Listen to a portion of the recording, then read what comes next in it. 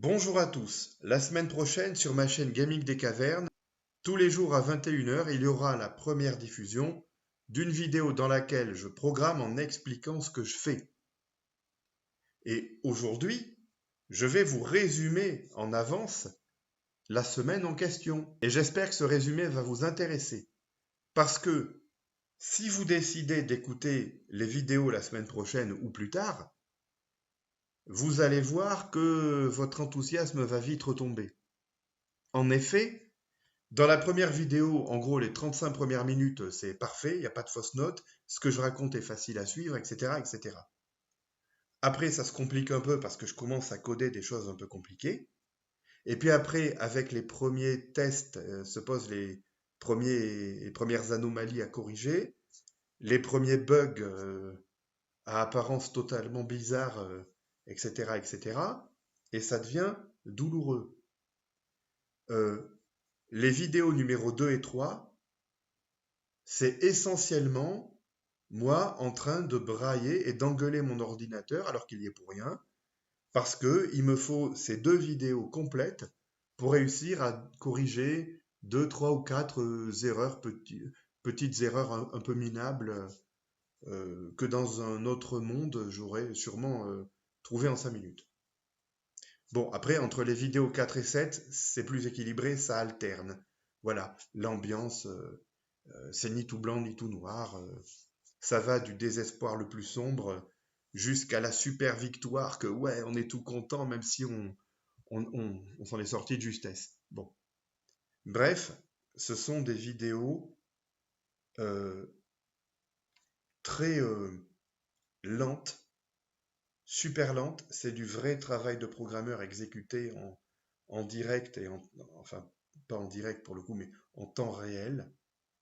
Et c'est pas fun. C'est pas fun. Il y a beaucoup de chaînes qui parlent de programmation qui en font un divertissement. Je vous garantis que ce que je fais n'a rien à voir. D'où l'utilité du résumé qu'on va faire aujourd'hui. Vous avez vu sa durée. Vous pouvez peut-être trouver que c'est trop long, mais les vidéos de la semaine prochaine, les 6 premières, durent toutes soit 1 heure, soit 2 heures en gros. La dernière est plus courte. Elle doit durer quelque part entre 35 et 45 minutes, je ne sais plus. Bref, aujourd'hui, je clique sur une des 7 vidéos et je vais lire sa description. Alors, je vais lire la description, mais je vais en dire un peu plus que ce qu'il y a dans la description. Sinon, c'est pas intéressant. Mais pourquoi est-ce que je peux lire la description de n'importe laquelle des 7 vidéos? Eh bien, parce qu'elles ont toutes la même description.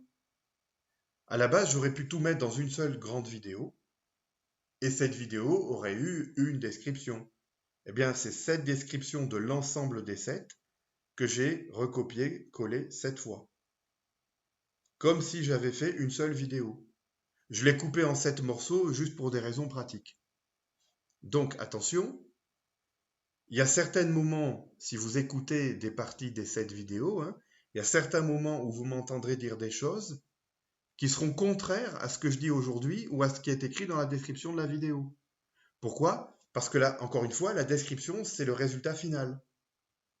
À des moments, vous m'entendrez dire, oulala, j'arrive vraiment pas à faire ça, je crois que je vais laisser tomber cette idée. Et puis finalement, le lendemain, j'arrive en disant, ah non, en fait, je crois que j'ai trouvé comment faire, allez, on s'y remet et youpi, ça marche. Oh, pas du premier coup, mais ça marche.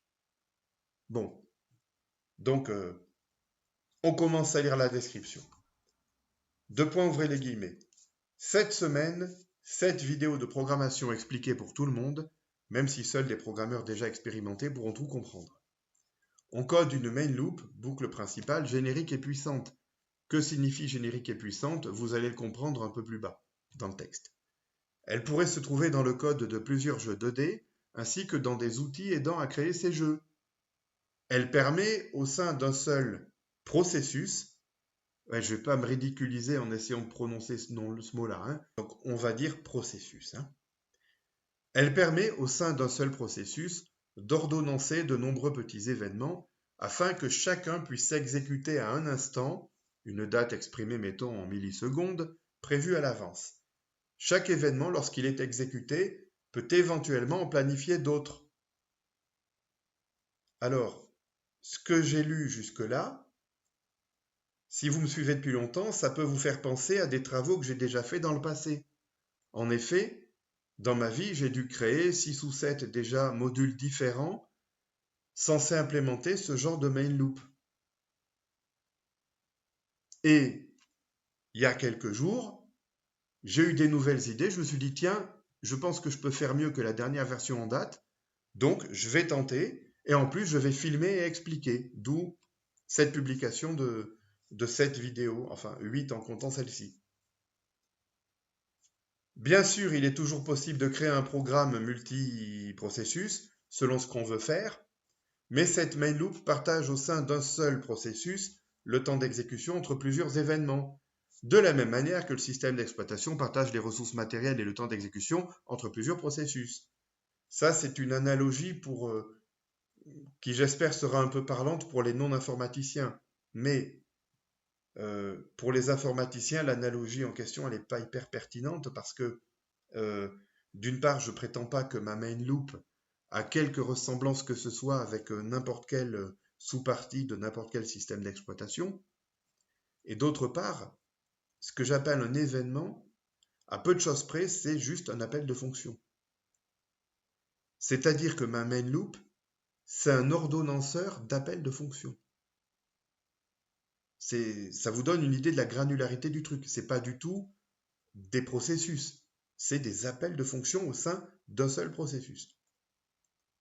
On teste cette main loop en l'intégrant dans mon visualiseur de sprite actuel créé pour mon shmup. C'est un outil spécifique, le visualiseur de sprite dont on parle, car les feuilles de sprite de ce jeu ont jusqu'à 7 dimensions. Bon, que ce soit très clair, ce sera un jeu en 2D, en pur 2D, c'est d'ailleurs pour ça qu'il y a des feuilles de sprite. Mais ces feuilles de sprite ont 7 dimensions. Ont jusqu'à 7 dimensions, parce qu'elles n'ont même pas toutes le même nombre de dimensions. Hein. Par exemple, vous avez dû voir une forêt animée il y a déjà quelques mois, une forêt vue de dessus.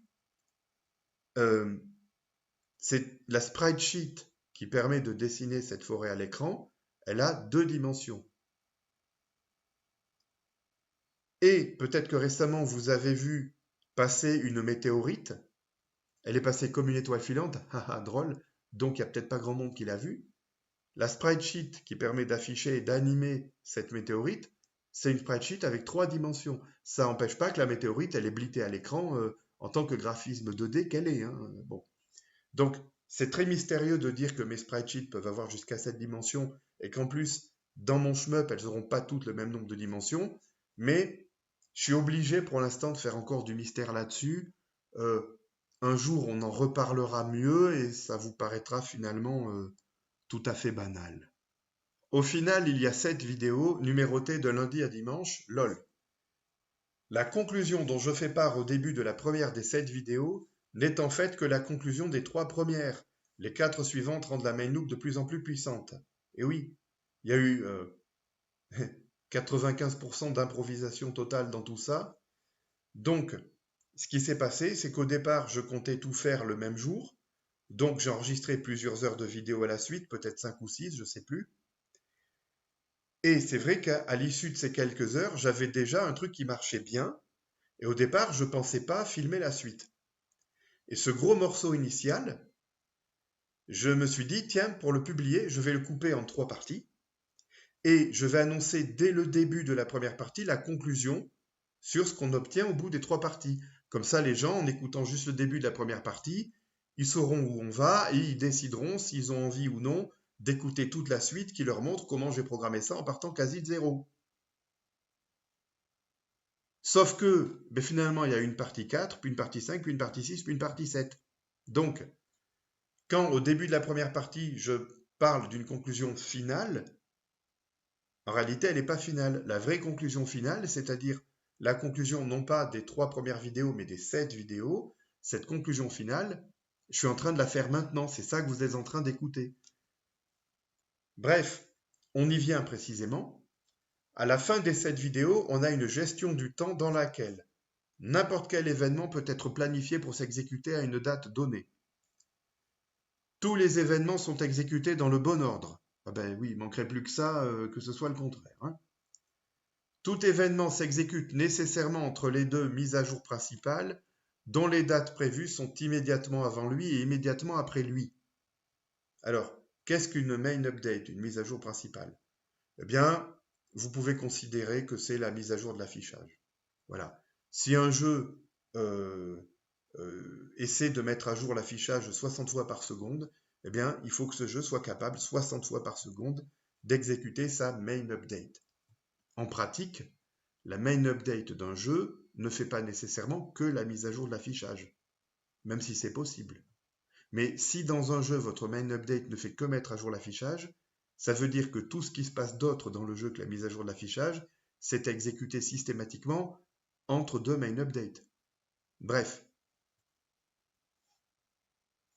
on peut activer un mode dans lequel tout retard d'exécution est corrigé par une légère triche en mentant sur la date exacte. En fait, c'est la main loop qui dit à n'importe quel événement à qui ce serait le tour de s'exécuter quelle heure il est. C'est la main date qui a le contrôle du déroulement du temps et qui dit, bien maintenant, à l'instant où on parle, on est à telle date. Sachant que ce qu'on appelle une date, c'est la durée écoulée depuis le début de l'exécution de la main loop, tout simplement. Alors, on a beau avoir des machines super performantes, on n'est quasi jamais capable de dire quand on crée un jeu, enfin comment dire, on n'est quasi jamais capable de garantir qu'on pourra afficher toujours exactement le nombre d'images par seconde qu'on voudrait. Pourquoi? Parce que par exemple, vous prenez deux PC d'aujourd'hui, conçus, fabriqués à la même époque et peut-être achetés le même jour par deux personnes différentes, ces deux PC n'auront pas les mêmes performances quand votre jeu va tourner dessus. À l'époque, mettons, de l'Atari ST, les performances très précises d'un Atari ST étaient connues et elles étaient les mêmes pour tous les Atari ST. Donc, on pouvait beaucoup plus facilement qu'aujourd'hui savoir ce qu'un jeu pouvait faire et ne pouvait pas faire s'il voulait garantir une certaine stabilité du framerate, c'est-à-dire une certaine stabilité du nombre de fois où on met l'affichage à jour par seconde. C'est beaucoup plus dur aujourd'hui de savoir exactement quels vont être les perfs de la machine sur laquelle notre jeu tourne. Surtout que les systèmes d'exploitation modernes qui sont puissamment multitâches ont tendance à décider à n'importe quel moment d'interrompre tel processus et puis de le relancer plus tard, on ne sait pas trop quand. Alors, on a beau avoir des machines super puissantes aujourd'hui, on a quand même ce problème-là et on a d'autres problèmes. Le fait, par exemple, qu'on essaie de faire des jeux qui en mettent tellement plein la vue qu'au bout d'un moment, il n'y a plus aucune machine qui peut suivre. C'est pour ça, par exemple, que chez les AAA tape à l'œil, il y a beaucoup de jeux qui ont du mal à afficher plus de 30 images par seconde sur certaines machines. C'est normal. Les développeurs savent que ces jeux vont se vendre essentiellement sur l'aspect visuel, donc ils préfèrent sacrifier la fluidité de l'animation du moment que visuellement c'est super beau et ça se vend. Tout ça pour dire que dans notre main loop, eh bien, en permanence, il y aura des moments où on est un peu en avance ou des moments où on est un petit peu en retard. Il faut arriver à gérer ça pour que, aux yeux de la personne qui exécute notre magnifique programme de jeu, eh bien, tout ait l'air tout à fait normal. Même aujourd'hui, c'est quelque chose qui n'est pas forcément facile à faire. Si la triche n'est pas activée ou si elle ne suffit pas pour obtenir de bonnes perfs, la main loop est capable de calculer toute seule les frame skips nécessaires pour compenser les retards éventuels. Qu'est-ce qu'un frame skip? Eh bien, c'est le moment où la main loop se dit, tiens, là, ce serait l'heure de lancer la prochaine main update, mais on a du retard dans l'exécution, donc en fait, on va sauter une main update. Tant pis. Comme ça, on va économiser beaucoup de cycles d'horloge, ce qui va nous aider à combler nos retards, avec un peu de chance. Bon, d'un autre côté, si on saute comme ça certaines mises à jour, notamment de l'affichage, eh bien, il va y avoir des saccades. On ne va pas perdre en rapidité d'exécution apparente, mais ce sera plus saccadé.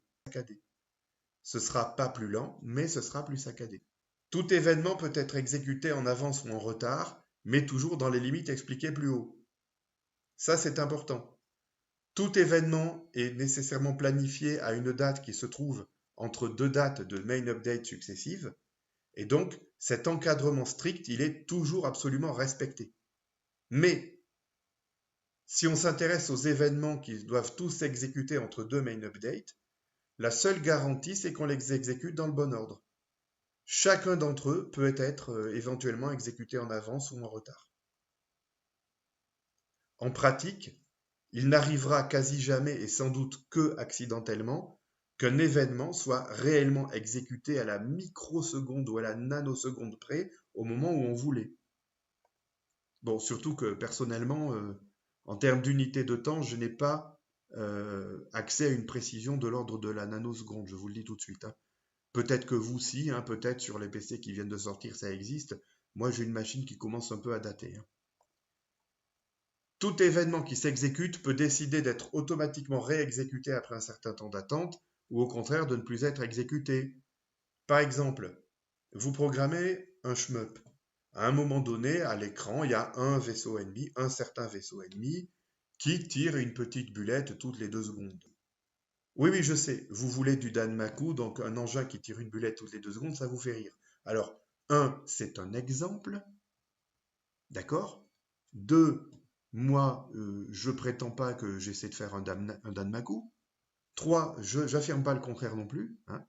Et puis, de toute façon, même dans un Danmaku furieux, il y a forcément certains ennemis qui tirent pas beaucoup, non? Je suppose.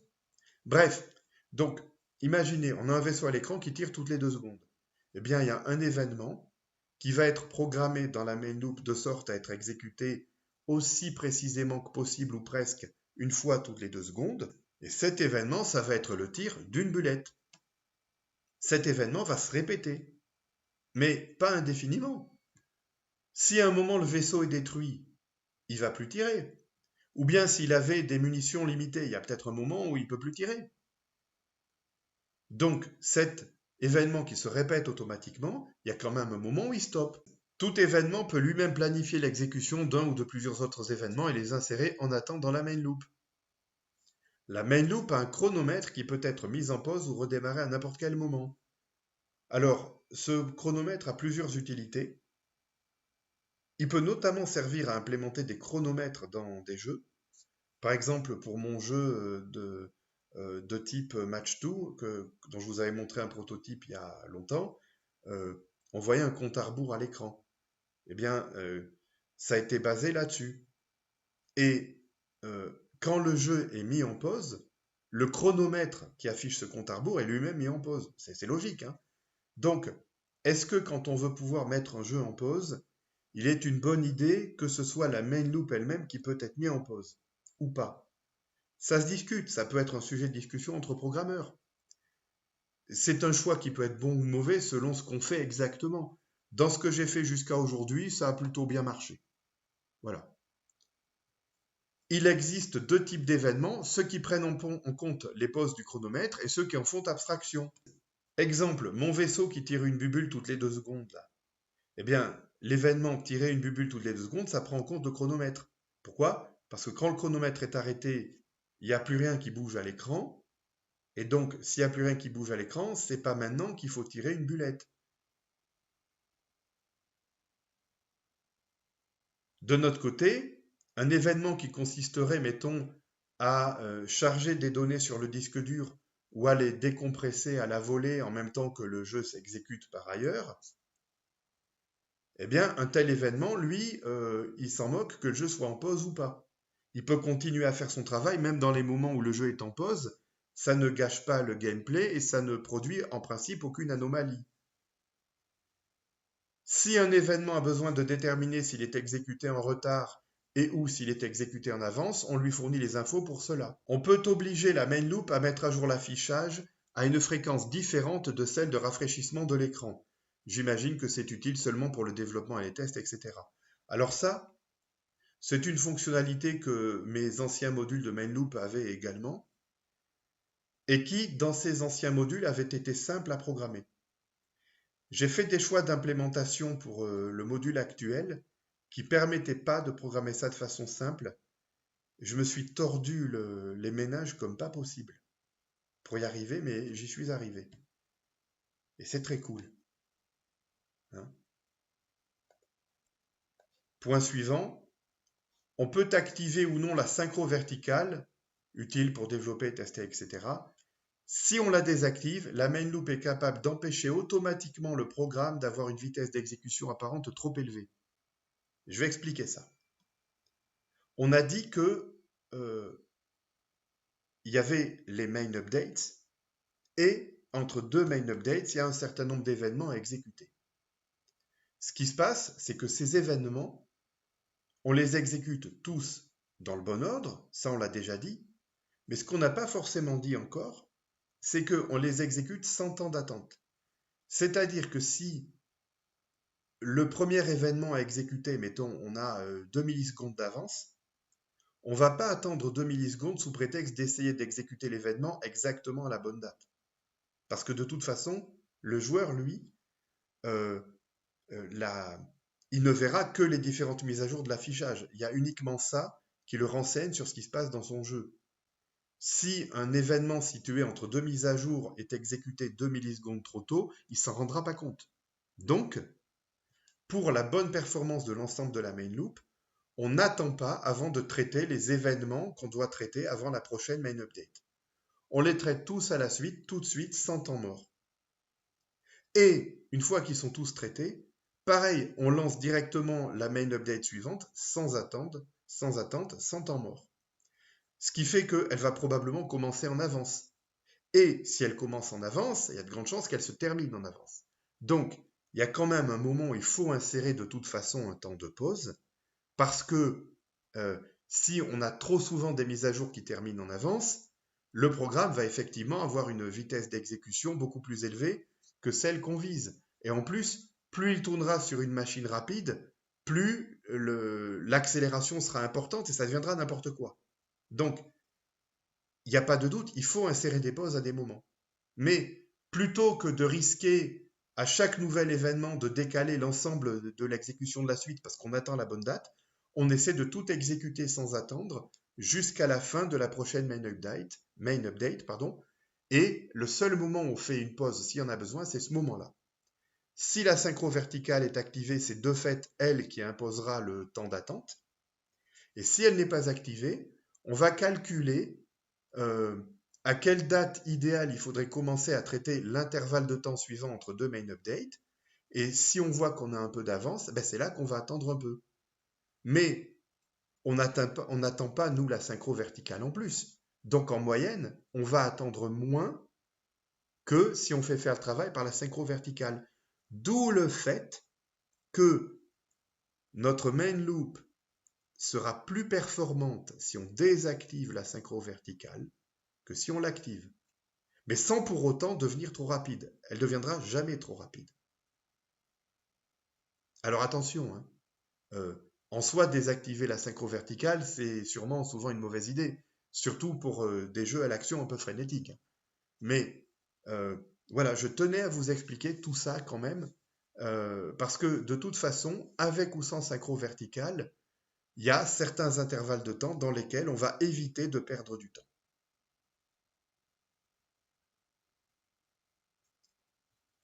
On peut à tout moment avoir des informations sur tous les événements en attente dans la main loop afin de comprendre précisément ce qui se passe pendant l'exécution de tout logiciel basé sur cette main loop. Là aussi, c'est utile pour développer, tester, etc.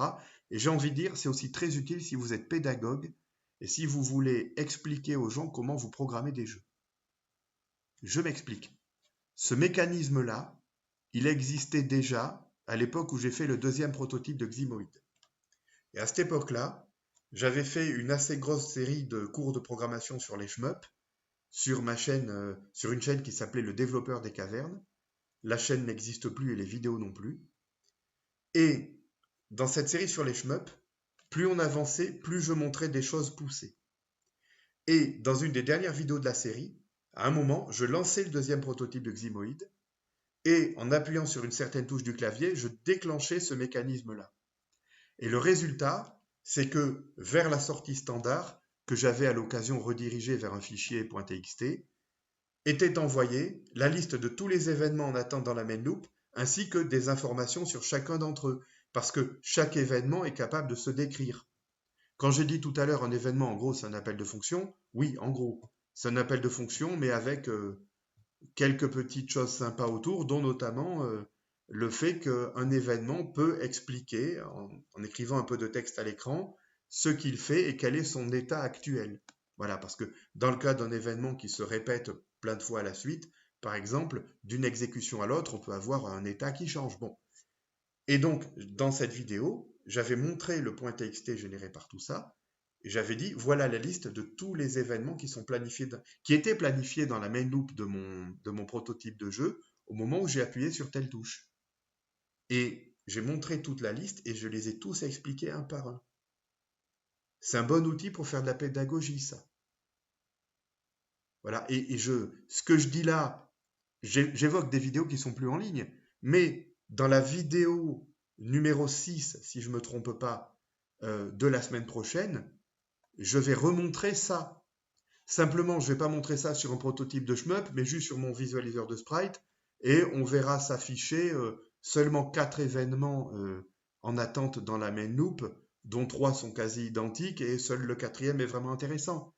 Ce ne sera pas aussi spectaculaire. Par contre, continuez à suivre cette chaîne, parce que dans un avenir plus ou moins proche, je pourrais peut-être vous remontrer un shmup cette fois beaucoup plus abouti que mes prototypes du passé, et faire ce genre de choses-là juste pour vous expliquer 2 ou 3 bricoles qui devraient vous intéresser.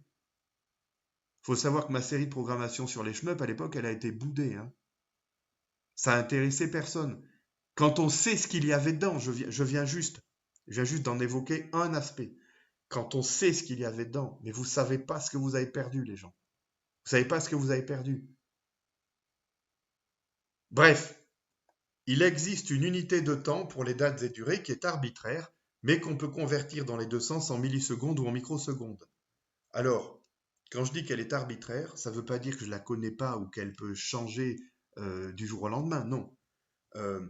Je me sers de la bibliothèque SDL2 pour créer mon shmup actuellement, et dans cette bibliothèque, il y a 2 fonctions qui s'appellent SDL get performance, non, SDL get performance frequency et SDL get performance counter. Ce sont des fonctions qui sont sans doute basées sur des tics d'horloge pour évaluer l'écoulement du temps. Et j'ai vu qu'il y avait 10 millions de tics par seconde. Ça veut dire que l'unité de temps de fait dans mon jeu actuellement, c'est le 10 millionième de seconde, le 10e de microseconde. Mais c'est cette valeur de fait, mais ça aurait pu en être une autre. C'est pour ça que je dis que l'unité de temps est arbitraire. En pratique, je me moque de savoir quelle est cette unité de temps, mais j'ai fait en sorte qu'on puisse exprimer des dates et des durées en millisecondes ou en microsecondes de toute manière. Chaque événement peut concerner soit l'application qui tourne en général, soit une structure de données précise, qu'on appelle dans ce cas acteur de l'événement. Dans le cadre d'un shmup, un acteur d'un événement, ça peut être un vaisseau précis, ça peut être toute une vague d'ennemis, ça peut être une tile map, je ne sais pas, il y a le choix. Ça peut être une petite bullette. Peut-être que s'il y a un vaisseau qui tire de temps en temps 10 bullettes d'un coup et de temps en temps une seule, eh bien, à chaque fois qu'il tire une bullette, cette bullette est une vague d'ennemis, ou de bullettes plutôt à elle seule, et qu'à chaque fois qu'il tire 10 bullettes, eh bien, les 10 bullettes, ce ne sont pas 10 vagues d'une bullette chacune, mais une vague de 10 bullettes. Et peut-être que pour certains types d'événements, l'acteur de l'événement n'est pas une bullette, mais une vague de bullettes, que cette vague ne contienne qu'une seule bullette ou 10. Bon. Bref, en tout cas, la main loop peut désallouer, au sens gérer les allocations de mémoire dynamique. Hein. La main loop peut désallouer l'acteur d'un événement lorsque l'événement se termine. Alors, l'événement se termine, ça veut dire il arrête son exécution actuelle et en plus, il ne sera pas réexécuté plus tard. Mais seulement à la demande pour les cas où c'est une bonne idée. Si vous programmez en C, vous savez comme moi que la gestion de la mémoire à la main dans ce langage, c'est pas facile. Si on aime s'intéresser à ce genre de problème, ça permet de faire des trucs absolument fous, mais c'est pas facile et beaucoup de programmeurs voient ça à la fois comme une corvée et comme quelque chose très très source de bugs. Deuxième point qui concerne la gestion de la mémoire, la main loop gère aussi les compteurs de référence des acteurs qui en ont un. Oui, parce que pour certains de mes jeux, je crois que ça avait commencé à l'époque de Nulotron 2, pour certains de mes jeux, euh, pour certaines structures de données, la gestion de la mémoire était devenue tellement compliquée qu'au bout d'un moment, j'ai considéré que c'était plus simple d'implémenter soit un mini garbage collector spécialisé juste pour ces structures de données-là, soit un compteur de référence pour ces structures de données-là, soit les deux à la fois. En tout cas, je ne me suis pas amusé à créer un garbage collector général pour C ou un compteur de référence général pour C, parce que si j'avais envie de faire ça ou si j'en avais besoin, évidemment, je choisirais un autre langage au lieu d'implémenter ces mécanismes en C. Concernant les performances constatées actuellement, le framerate, le nombre d'images effectivement affichées par seconde, le framerate est plus élevé quand on ne fait pas de capture vidéo en même temps. Le framerate est meilleur en plein écran qu'en fenêtré. Le framerate est meilleur quand on active la triche car cette dernière diminue le nombre de frame skip. Dans ce cas, on a un léger ralentissement en lieu et place de saccade. Et oui, quand le main loop triche un peu en montant sur la date exacte pour compenser les retards sans faire de frame skip, c'est bien, mais du coup, ça ralentit. On doit choisir, à chaque fois qu'on a une perte momentanée de performance, on doit choisir entre, on va plutôt faire des saccades ou plutôt euh, ralentir. Et quand je dis on va choisir, c'est le programmeur du jeu qui décide s'il active ou non la triche. C'est aussi simple que ça.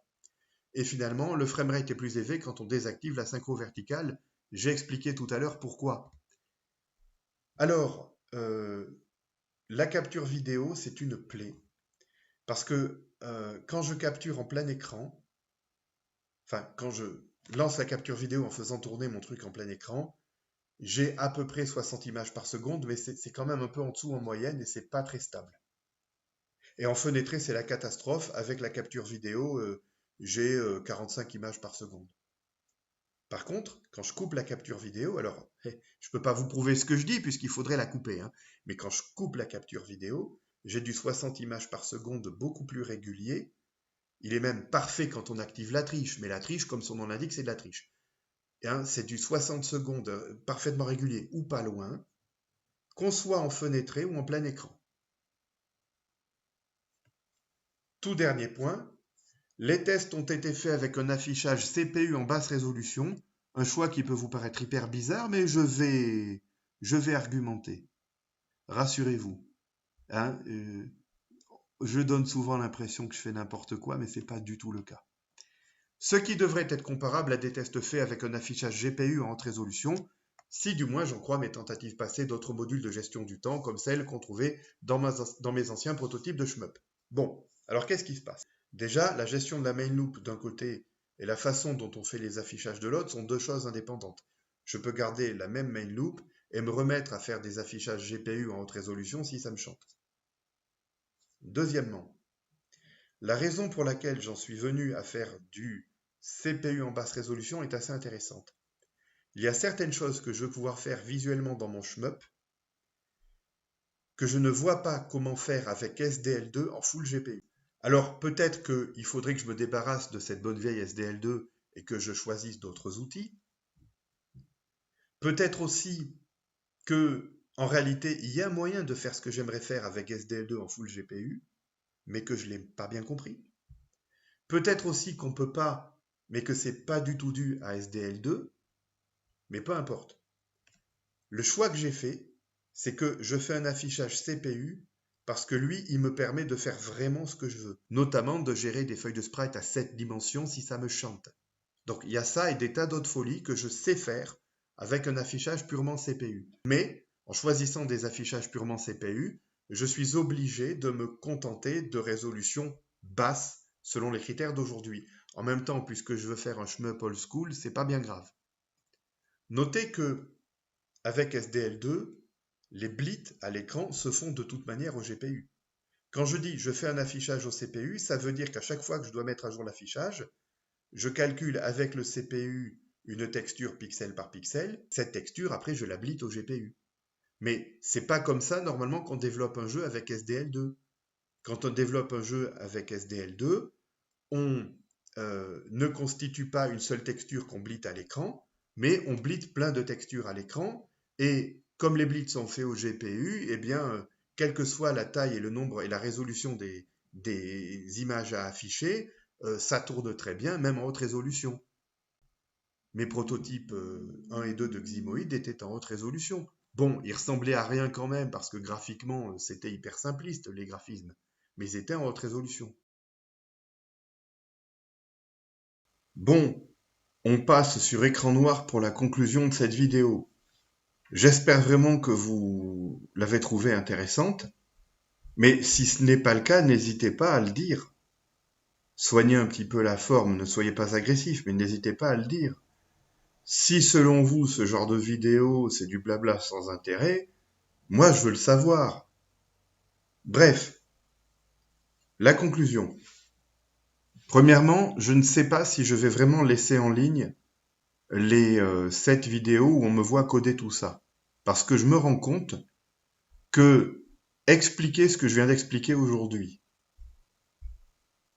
ça donne beaucoup d'informations de manière assez dense et riche et tout, alors que regarder le détail laborieux de la programmation de tout ça, mais personne ne le fera. Ça fait longtemps que je m'amuse sur mes différentes chaînes à publier des vidéos très très fastidieuses dont je sais que ça intéressera personne. Pourquoi est-ce que je les publie quand même? Il doit y avoir un truc qui tourne pas rond dans ma tête. Donc, je vous garantis pas qu'elles vont rester en ligne. Il est même possible que je les supprime avant même la première diffusion.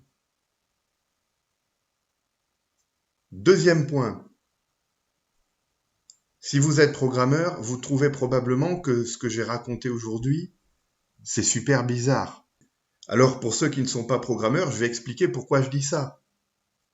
Si on veut créer un jeu à l'aide d'outils modernes, c'est-à-dire concrètement, on jette C et SDL à la poubelle et on prend Supermoteur. Quand on se sert de Supermoteur pour créer un jeu, on n'a pas besoin de coder sa main loop soi-même. Supermoteur fournit une main loop et une main loop qui vaut au moins 1 million de fois la mienne, je n'en doute pas. Mais vous savez par ailleurs que moi je veux faire vraiment un jeu à l'ancienne. Et on pourrait se servir de Supermoteur même pour créer un jeu à l'ancienne. Mais c'est vrai que c'est pas nécessaire. Du coup, je code moi-même ma main loop comme on faisait avant l'époque des supermoteurs. Mais les main loops des jeux vidéo des années 80 ou 90, elles étaient beaucoup plus simples que ce que j'ai expliqué aujourd'hui. D'ailleurs, souvent, l'unité de temps, c'était la durée qui sépare deux mises à jour de l'affichage. Raison pour laquelle il y a une époque où la vitesse d'exécution d'un jeu était pas la même en 50 et en 60 Hz, parce que l'unité de temps dépendait précisément de la fréquence de rafraîchissement. Bon, dans les main loops à l'ancienne, quand quelque chose devait s'exécuter au bout d'un certain temps, souvent on donnait une valeur à un certain compteur, et à chaque fois que la main update s'exécutait, ce compteur était diminué d'une unité, et quand on arrivait à zéro, on déclenchait, et quand il arrivait à zéro, on déclenchait l'événement préprogrammé. En fait, la main loop que j'ai codée, elle est beaucoup plus compliquée que ce qu'il faisait dans les années 80 ou 90, alors que je prétends créer un shmup qui aurait limite pu sortir ces années-là, quoi. Bon, si ce n'est que ce shmup va tourner sur les machines d'aujourd'hui, parce qu'en termes de résolution spatiale et de nombre de couleurs, il vaut mieux vraiment les machines d'aujourd'hui. Mais bon. Donc à votre avis, pourquoi est-ce que je fais une main loop aussi compliquée alors que je veux faire un jeu d'un style assez archaïque?